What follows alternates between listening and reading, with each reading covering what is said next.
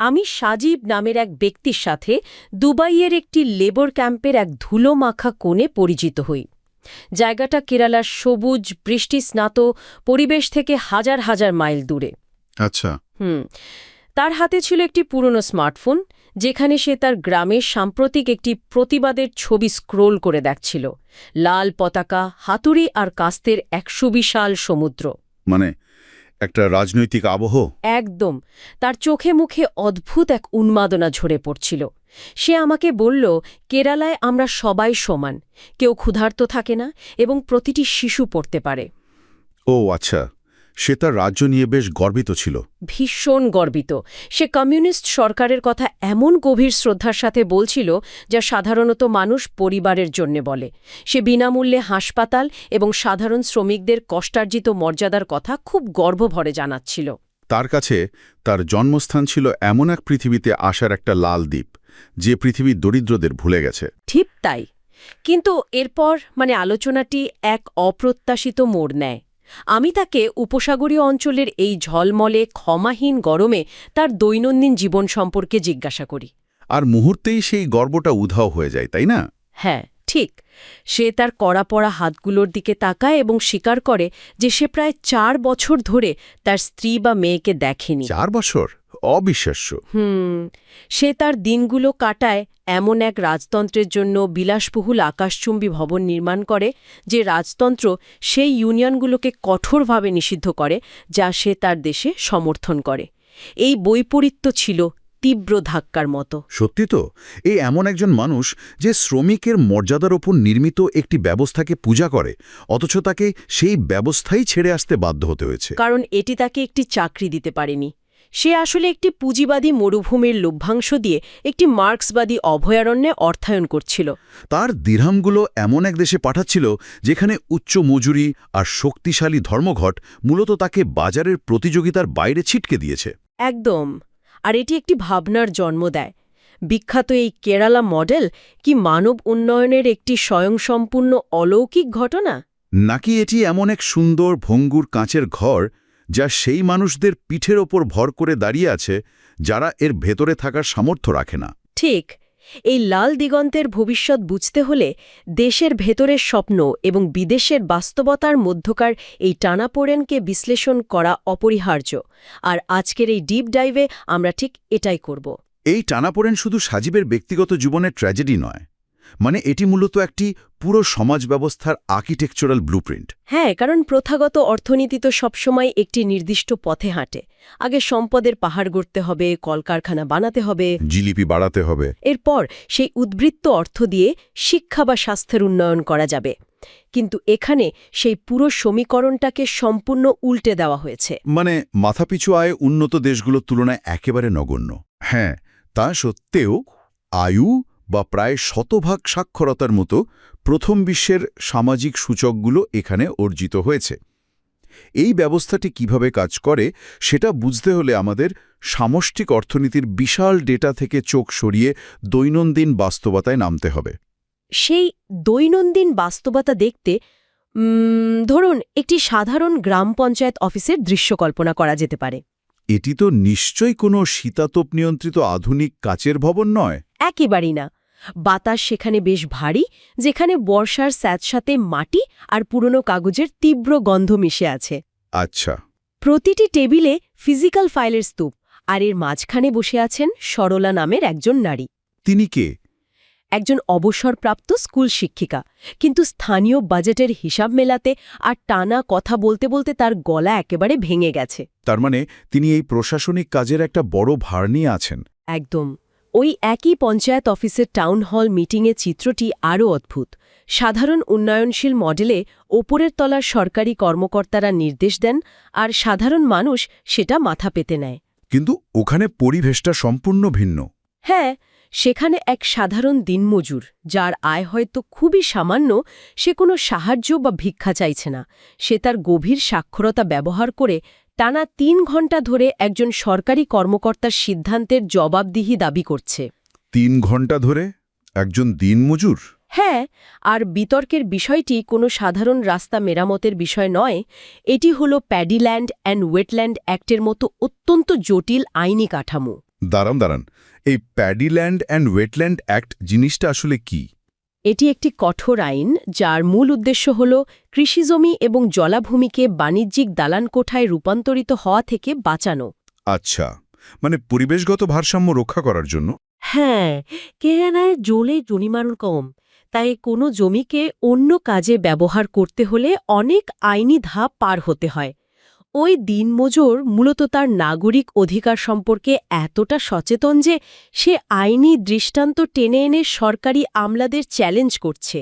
যাতে তার এলাকার কোনো জমি বেআইনিভাবে রূপান্তরিত না হয়। ঠিক, কিন্তু এখানেই একটা প্রশ্ন ওঠে। যখন একটা সমাজ তার নাগরিকদের এতটা ক্ষমতায়ন করে যে প্রতিটি অর্থের হিসাব বা জমির বিষয় নিয়ে ৩ ঘণ্টা আইনি বিতর্ক চলে, তখন কি সেখানে এক ধরনের প্রশাসনিক অচলাবস্থা বা গ্রিডলক তৈরি হয় না? একটা ধীর গতি তো আসেই।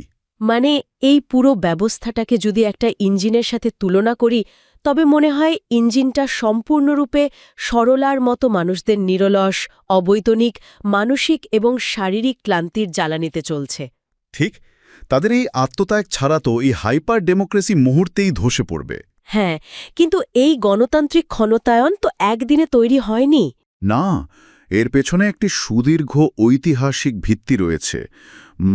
১৯০০ শতাব্দীতে খ্রিস্টান মিশনারিদের শিক্ষা বিস্তার এবং ট্রাভাঙ্কোর ও কোচিন রাজতন্ত্রের একটি বড় ভূমিকা ছিল। আমি শুনেছি ১৮৭৯ সালের মধ্যেই নাকি সেখানে সরকারি কর্মীদের জন্য বাধ্যতামূলক টিকাদানের ব্যবস্থা করা হয়েছিল। একদম ঠিক।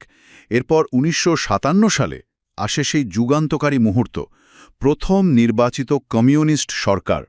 তারা এসেই ভূমি সংস্কার আইন পাশ করে সামন্ততন্ত্রকে গুড়িয়ে দিল। আর কৃষকদের হাতে হাউস কম্পাউন্ড ল্যান্ড তুলে দিল। হ্যাঁ, এই হাউস কম্পাউন্ড ল্যান্ড ধারণাটি বেশ চমৎপ্রদ। এটি কিন্তু একরের পর একর বিশাল কোনো বাণিজ্যিক কৃষি জমি নয়। না, এটি হলো মূলত বসতবাড়ির চারপাশের ছোট্ট একখণ্ড জমি। ঠিক, এই ছোট জমিতে তারা নারকেল, কলা বা কিছু মশলা চাষ করে। এর ফলে একজন সাধারণ কৃষককে তার দৈনন্দিন খাদ্যের জন্য আর বড় জমিদারের ওপর নির্ভর করতে হয় না। এটি শুধু অর্থনৈতিক মুক্তি ছিল না, এটি ছিল জাতপাতের অহংকার ভেঙে চুরমার করে দেওয়ার এক মনস্তাত্ত্বিক বিপ্লব। নিজের জমির মালিক হওয়ার সাথে সাথেই একজন শ্রমিক আর প্রজা থাকল না, সে হয়ে উঠল একজন ক্ষমতায়িত নাগরিক। কিন্তু এই অসাধারণ সাফল্যের ভেতরেই গভীর ফাটল লুকিয়ে আছে। কিরকম? পরিসংখ্যান বলছে সেখানে নারীদের গড় আয়ু ৭৪ বছর, পুরুষদের ৭১, আর শিশু মৃত্যুর হার হাজারে মাত্র ১৬.৫, যেখানে ভারতের গড় অনেক বেশি। ডেটাগুলো তো অসাধারণ। অসাধারণ, কিন্তু এই ডেটার আড়ালেই রয়েছে জেন্ডার প্যারাডক্স বা লিঙ্গ বৈষম্যের এক অদ্ভুত চিত্র। ব্যাপারটা অনেকটা এরকম, মানে যেন সমাজ তার অপারেটিং সিস্টেম আপডেট করেছে, কিন্তু হার্ডওয়্যার বদলাতে সম্পূর্ণ অস্বীকার করছে। চমৎকার একটা তুলনা। রাজ্যের নারীদের প্রায় সর্বজনীন শিক্ষা আছে, কিন্তু আনুষ্ঠানিক শ্রমশক্তিতে তাদের অংশগ্রহণ ক্রমাগত কমছে। হ্যাঁ, তারা এখনও গৃহস্থালির কাজের চার দেয়ালে বন্দী। পুরুষদের তুলনায় তারা ২০ গুণ বেশি অবৈতনিক গৃহস্থালী কাজ করছে। আর যৌতুক প্রথা এখনও প্রবলভাবে টিকে আছে। শিক্ষাগত ক্ষমতায়ন নারীদের বুদ্ধিবৃত্তিক স্বাধীনতা দিলেও গৃহস্থালির ভেতরের পিতৃতন্ত্রকে ভাঙতে ব্যর্থ হয়েছে। এর পাশাপাশি আরেকটা ভয়াবহ সংকট তো ঘনিয়ে আসছে, ডেমোগ্রাফিক টাইম বম। একদম, উচ্চ আয়ু এবং নিম্ন জন্মহারের কারণে সমাজ খুব দ্রুত বুড়িয়ে যাচ্ছে। আর উন্নত বিশ্বে বয়স্কদের যত্ন নেওয়ার জন্য তো ভারী শিল্প বা কর্পোরেট করের ভিত্তি থাকে। এখানে তো তেমন কিছু নেই। নেই, তাহলে বয়স্ক মানুষেদের এই যে বিশাল খরচ, স্বাস্থ্যসেবা এবং পেনশনের খরচ, তার টাকাটা আসছে কোথা থেকে?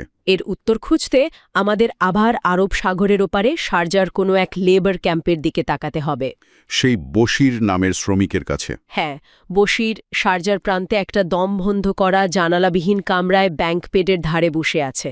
মরুভূমির রোদে একটানা সিরামিক টাইলস বসানোর কারণে তার হাতের গার্ডগুলো বিকৃত ও ফুলে গেছে।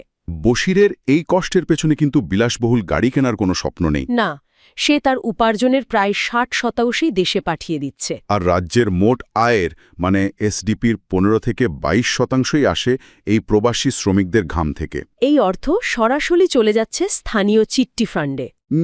এই চিট্টি ফান্ড মেকানিজমটা আসলে স্থানীয় আস্থার ভিত্তিতে চলা একটা ঘূর্ণায়মান সঞ্চয় ব্যবস্থা। একটু বুঝিয়ে বলবেন? ধরুন গ্রামের একদল মানুষ প্রতি মাসে একটি নির্দিষ্ট পরিমাণ টাকা জমা দেয়। এরপর লটারি বা নিলামের মাধ্যমে সেই জমানো পুরো টাকাটা দলের একজনকে দেওয়া হয়, যার ওই মুহূর্তে সবচেয়ে বেশি প্রয়োজন। ও আচ্ছা, তার মানে বশির হয়তো শারজার গরমে টাইলস বসাচ্ছে, আর তার পাঠানো জমানো টাকায় সেই চিট্টি ফান্ড থেকে তার কোনো প্রতিবেশী জীবনদায়ী হার্ট সার্জারি করাচ্ছে। একদম তাই।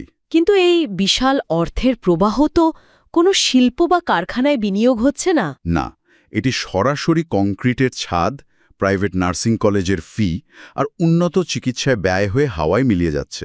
মানে উৎপাদন ছাড়াই সর্বোচ্চ খরচের এক অদ্ভুত অর্থনীতি। এই পরিস্থিতিকে নরওয়ে বা সিঙ্গাপুরের সভরেন ওয়েলথ ফান্ডের সাথে তুলনা করা যায়। কিন্তু একটা বড় পার্থক্য আছে। হ্যাঁ, ওই দেশগুলোর ফান্ড তেল বা বাণিজ্যের উপর দাঁড়িয়ে আছে, আর এখানকার ফান্ডটি দাঁড়িয়ে আছে নাগরিকদের শারীরিক বিচ্ছেদ, একাকিত্ব এবং শোষণের উপর। এটা একটা গভীর নৈতিক প্রশ্ন। এই মডেল কি জন্মগতভাবেই স্বীকারই নয়, যা পরিবারের ভাঙনের বিনিময়ে রাজ্যের সমাজতন্ত্রকে টিকিয়ে রাখে? অবশ্যই, আর এই রেমিটেন্সের ইঞ্জিনটিও এখন খাদের কিনারে এসে দাঁড়িয়েছে। কারণ উপসাগরীয় দেশগুলোতে জাতীয়তাবাদী নীতির কারণে শ্রমিকরা কাজ হারাচ্ছে। শুধু তাই নয়, তরুণ শিক্ষার্থীরা বিপুল পরিমাণ অর্থ টিউশন ফি হিসেবে নিয়ে যুক্তরাজ্য বা কানাডায় স্থায়ী হচ্ছে। এই সংকট থাকা সত্ত্বেও মানুষ ভাবতে পারে, কেরালা কেন নিজস্ব কারখানা তৈরি করে না? এর একটা উত্তর পাওয়া যায় পালঘাট জেলার স্তব্ধ সবুজে ঘেরা ব্যাকওয়াটারে। দিগন্তে কোনো কারখানার ধোঁয়া নেই। সেখানে রাঘবেন নামের একজন সাবেক ট্রেড ইউনিয়ন নেতার গল্প আছে। হ্যাঁ, রাঘবেন একসময় একটি বহুজাতিক কোম্পানির বটলিং প্ল্যান্ট বন্ধ করে দিয়েছিল। কোনো রোমান্টিক পরিবেশবাদ থেকে নয় কিন্তু। জায়গায় স্থাপিত একটি সরকারি আইটি পার্কে নামমাত্র বেতনে নিরাপত্তারক্ষীর কাজ করে। কিন্তু সন্ধ্যায় যখন সে তার ছেলেকে সেই পরিষ্কার নদীর পানিতে সাঁতার কাটতে দেখে, সে তার দারিদ্র্যকে মেনে নেয়। শিল্পের প্রতি প্রতীক্ষানের পেছনে নক্কুকুলি বা গাউকিং ওয়েজেসের মতো অদ্ভুত প্রথার ইতিহাস আছে। মানে কাজ না করে শুধু দাঁড়িয়ে দেখার জন্য শ্রমিক ইউনিয়নের চাঁদাবাজি। হ্যাঁ, কেরালা সচেতনভাবে সস্তা শ্রমের বৈশ্বিক প্রতিযোগিতায় অংশ নিতে অস্বীকার করে। এর বদলে তারা সফট পাওয়ার ব্যবহার করছে। যেমন ধরুন মসজিদ, মন্দির, গির্জার একীভূত শান্তিপূর্ণ সহ অবস্থান। এই স্থিতিশীলতা দেখিয়ে তারা আইটি এবং এআই কোম্পানিগুলোকে আকৃষ্ট করছে। সাথে ২০২৫ সালের কঠোর ইএসজি পলিসি, মানে পরিবেশ আর সামাজিক দায়িত্ব পালনের মানদণ্ড। কিন্তু এখানে একটা রূঢ় বৈশ্বিক বাস্তবতা চলে আসে। কেরালা তার নিজের পরিবেশ বিশুদ্ধ লাগছে এবং নিজস্ব শ্রমিকদের আইনি সুরক্ষা দিচ্ছে। কিন্তু পুরো সিস্টেমটি এমন এক মিডল ইস্টের তেলের টাকার উপর নির্ভরশীল, যারা চরম দূষণ এবং শ্রম শোষণ করে। এটা কি চূড়ান্ত পর্যায়ের হিপোক্রেসি নয়? তারা তাদের দূষণ এবং শোষণকে দেশের বাইরে রপ্তানি করে নিজেরা বিশুদ্ধ সেজে বসে আছে। ঠিক, আর এই নৈতিক ও অর্থনৈতিক দ্বন্দ্ব থেকে বাঁচতে রাজ্য এখন কায়িক শ্রম থেকে বেরিয়ে নলেজ ইকোনমি বা জ্ঞানভিত্তিক অর্থনীতিতে প্রবেশের মরিয়া চেষ্টা করছে। হ্যাঁ, আর&ডি বা গবেষণা উন্নয়নে পেভট করার চেষ্টা। ২০২৫-২৬ অর্থবছরে বাজেটের ২.১৩% বরাদ্দের লক্ষ্য নেওয়া হয়েছে। কিন্তু আমলাতান্ত্রিক সিস্টেম তো চরমভাবে ব্যর্থ হচ্ছে। ডেটা দেখলে অবাক হবেন। কৃষি খাতে 14% অর্থায়ন গিয়ে মাত্র ১.৬৫% পেটেন্ট আসছে। অবিশ্বাস্য। আর শিল্প খাতে? শিল্প খাত মাত্র ৯% অর্থায়নে ২৪% পেটেন্ট তৈরি করছে। তার মানে সম্পদের চরম অপচয়। স্টার্টআপ মিশন বা কেডিস্কের মতো সংস্থাগুলো অত্যাধুনিক প্রযুক্তির বদলে সাধারণ কোডিং শেখানোর সেমিনারেই আটকে আছে। কিন্তু এর মধ্যে একটা আশার আলো আছে। সেটা কি? অবাক করা বিষয় হল রাজ্যের ৩৬% প্যাটেন্ট আসছে প্রাতিষ্ঠানিক কাঠামোর বাইরের সাধারণ নাগরিকদের কাছ থেকে। মানে তৃণমূল উদ্ভাবকদের কাছ থেকে। একদম। তারা ন্যানো টেকনোলজি এবং অ্যাডভান্সড মেডিসিনের মতো সম্পূর্ণ ভিন্ন বিষয়গুলোকে একীভূত করছে।